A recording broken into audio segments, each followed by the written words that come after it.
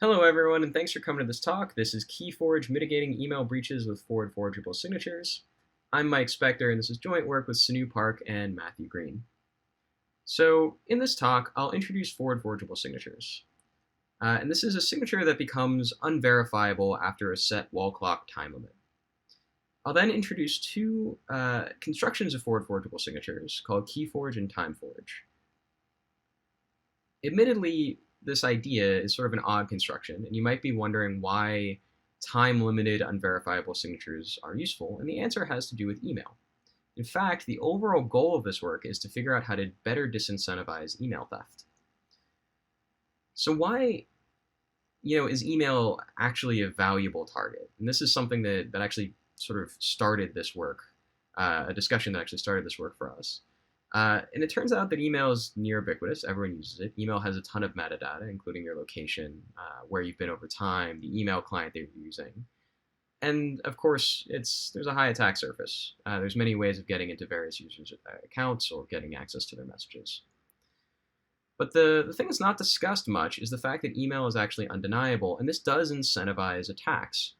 To give you an example, during the 2016 presidential election, there was an incident where one party's email was stolen, and this actually made a ton of headlines. But a closer inspection reveals something interesting. The entire process of what happened looked something like this. An adversary who we now know was the Russian government stole a trove of emails through just standard exploitation. They then handed these messages to WikiLeaks, who then took responsibility for the messages' veracity and published them online. And this leads to a very interesting question. How did WikiLeaks actually know that these messages were real to begin with, right? Because WikiLeaks' whole value proposition is that their site is full of real information, yet they publish this trove of messages seemingly without proof from what is an inherently untrustworthy source. For instance, couldn't the Russians have just made up the whole thing or seeded the messages with fake information? So, as it turns out, the answer is that they were able to verify it because email has this cryptographic verification mechanism baked in right now. And in fact, WikiLeaks actually tells you this is how they verified the emails. If you go to a particular email entry, there's a banner that they give you saying it was verified with a public key from Google. And then if you click on a link, it'll provide you an explainer on how they actually did this verification. Now, while this example is very specific to this particular incident, it's worth noting that this is just a really useful and sort of famous illustration. This kind of verification can and does happen in other circumstances, allowing an attacker to more easily sell emails to interested third parties, blackmail the victim, or publish the messages online with this built-in credibility. The root of all of this is actually an unintended effect of an anti-spam protocol called DKIM. And DKIM's goal is really just to stop spam. To illustrate, consider an email sent from usenix.org to me at mit.edu. I, like many folks, actually forward my email to Gmail, which then sends it down to my real device. Importantly, MIT doesn't necessarily know that it's the last stop in this chain, and neither does Gmail. But what happens if MIT is malicious? Well, then it can just modify the message or make up entire messages that claim to be from Usenix. And that's not great. So what happens instead is that the sending server will actually cryptographically sign the message before it's sent. And then Gmail can actually do this verification for me to say that the message is actually real. But as an unintended side effect, this actually makes email non-repudiable. It makes it not deniable. So is it possible then to ensure that email is deniable while keeping this spam resistance property of DKIM? Now, something you might be asking is why is this even hard, right? For instance, Signal and all these other end-to-end encrypted messaging schemes actually have this already. But they're mostly synchronous, and the sender knows the destination, so they can use this thing called a deniable authenticated key exchange, or a DAKE. Email, on the other hand, is this sort of nightmare protocol that is asynchronous and non-interactive. So the sender can't know the destination server, which inherently breaks this construction called a DAKE. And this has actually been a known open problem since the original DAKE paper called Off the Record in 2004. Complicating matters is a number of systems requirements. For instance, the fact that you now need to have these long-lived public keys that are stored in DNS that cannot be updated that regularly. You actually can't even do key rotation, and in fact, Google's keys have just been the same since 2016. And this on top of the sort of other speed and sort of compatibility requirements mean that this has to be a very careful rollout. Now, our solution here is something called a forward-forgeable signature.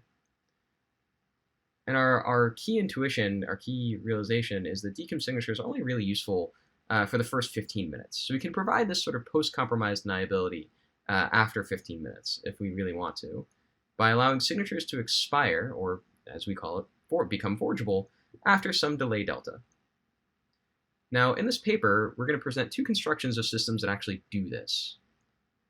KeyForge works by signing just like you would with DKIM, but we're going to make it really easy for you to derive infinite keys while keeping only one public key.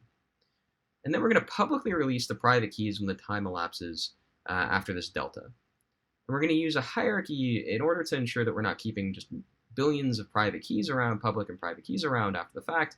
We're going to use something called a hierarchical identity-based signature scheme.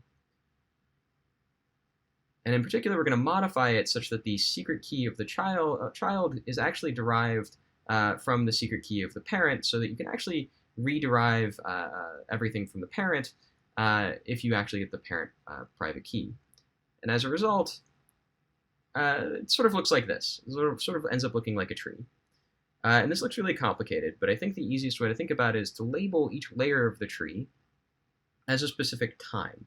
So the leaves themselves are what you actually sign with, and those are the 15-minute delta chunks that we are interested in. And above that are days, or day keys, month keys, and keys representing a specific year. So if you wanted to get rid of June's, the entire month of June, all you have to do is release June's private key, and then you've released the entire tree structure below it as well. And the sort of upshot here is that expire information is actually logarithmic in the number of tags expired, because you only really need to release the frontier of the tree at any given point in time. Now, TimeForge, this other construction, takes a sort of different tact. And the goal here is this question, right? Can we minimize the number of expiry keys that we have to give out? And in fact, can we remove trust in the sending server at all to actually perform this action? It's because it's sort of awkward to rely on the sending server to behave properly at all times. And our intuition is that the proof that you want to send with an email, the signature, really should say something like this, right? Either the sending server has actually signed this message M, or the time has expired, and you should not be able to tell which is which. So you can provide a signature on M, so we know how to do that. We actually know how to do this like very trivially, right? Then there's this OR construction, which can be solved using something called a witness indistinguishable proof of knowledge, or a WIPOC. And finally, there's the question of has the time expired, and actually this is hard, right? We don't know how to do this well. So we actually introduced this sort of timekeeper in the sky called a publicly verifiable timekeeper, which is just a beacon that signs and publishes a monotonically increasing timestamp over time. And as a result, you can actually see the whole construction, which is just a signature on M surrounded by a witness indistinguishable proof of knowledge with a signature from a publicly verifiable timekeeper on time greater than delta. And that actually gives us our whole construction. Now, publicly verifiable timekeepers, what's really exciting about this construction is that this actually exists in the wild already. So for instance, the NIST randomness beacon does this, as do various cryptocurrencies, and in fact, certificate transparency provides this as well. We actually fully implemented both protocols, and we, in our paper, we discuss this more in depth. It's roughly 3,000 lines of Go and C. We find that KeyForge actually does appear to be very practical, with relatively small time increase in signing and verification. In fact, we found that it's mostly dominated by the time it takes to hash larger messages. We also found that signatures, we were able to create signatures that were actually smaller than DKIM's RSA, because it turns out the elliptic curve-based signatures are quite a bit smaller than RSA signatures. TimeForge is a promising prototype, and as snarks become more efficient, I believe that this will actually be a valuable candidate as well. Please see our paper for more details. And with that, thank you very much, and thank you very much for coming to this talk, and I'm incredibly excited to hear your questions.